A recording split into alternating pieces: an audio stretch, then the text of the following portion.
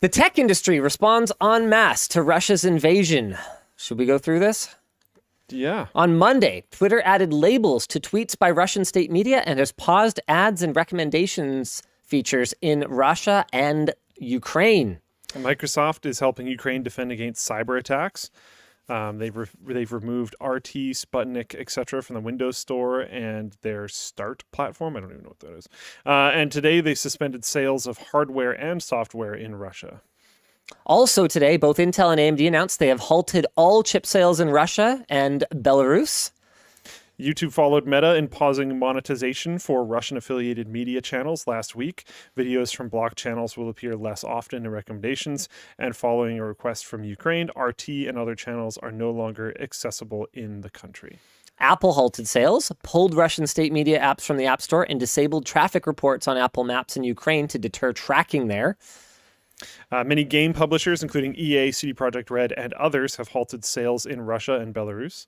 There are many more examples. It appears that any company still conducting business as usual with Russia is now the exception, not the norm. We are no longer working with any Russia or Belarus-based entities, and we are not shipping LTT Store products to Russia or Belarus. That was set up earlier this week.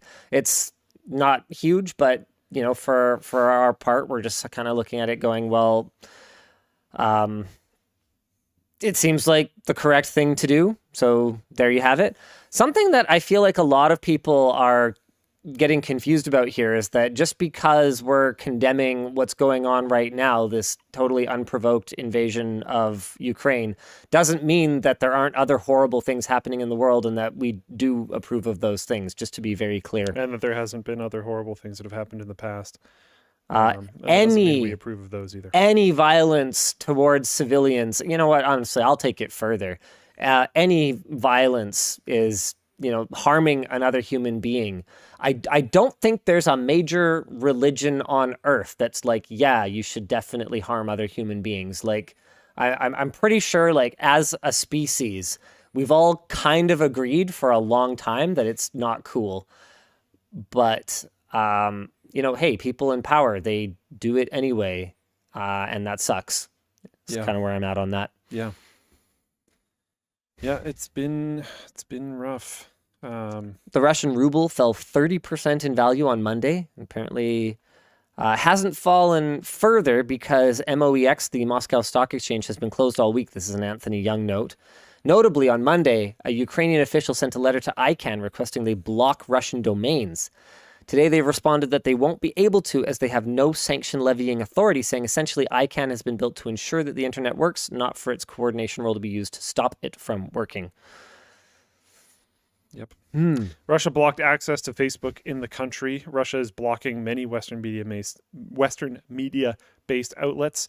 So BBC reporting to using shortwave radio, just like in World War II. That's hilarious. Elon apparently sent Starlink stuff to Ukraine, which I thought was not necessarily a huge, you know, starry-eyed fan of Mr. Musk, but that's a cool move. Good move. In a decent amount of places in Ukraine right now, that's the only form of communications that are reliably working. He's also made it so that you can use it on like moving vehicles and stuff, which I do not believe was possible before. Cool. So that's pretty sweet. There's also been this feud going on between Elon and Roscosmos, the Russian space agency. There's been a few different things. There was a threat, more or less, from the Russian space agency saying like, hey, we could drop the ISS because Russia's generally, they have, I'm going to say something wrong here. I'm sorry. But as far as my understanding goes, they are in control of thrust, basically, keeping it up there. And he was like, if we're no longer able to do this because of various reasons like sanctions and all this kind of stuff, who's going to? It'll just drop out of the sky. It might drop in Europe. It might drop in the US. It doesn't fly over Russia. It's not a problem to us. And apparently Elon just responded with a SpaceX logo. And apparently they've already figured out how to just like click in Dragon modules. There's going to have to be some like adapters made and stuff, but they can do it. And then there was another thing saying like, oh, well, you're like, you're not going to be able to get people into space anymore. Like Russia's always gotten people into space, and that's true. Generally, people have flown on Russian rockets. Yeah. And then Elon again was like, "We'll do it." So I think this has been quite beneficial for SpaceX, to be completely honest. True Scott says, Linus, the vast majority of Russians do not appear to be in support of the war, even a large number in the Russian army. So don't hate on Russians. Hate on that bleeped word, Putin. Fair enough. Yeah. I mean, I have never said I don't you think should he hate on Russians. Yeah. Russians, the people, no problem. Yeah. The individuals, be they Russian or not, who are launching missiles at civilians, well, they're monsters.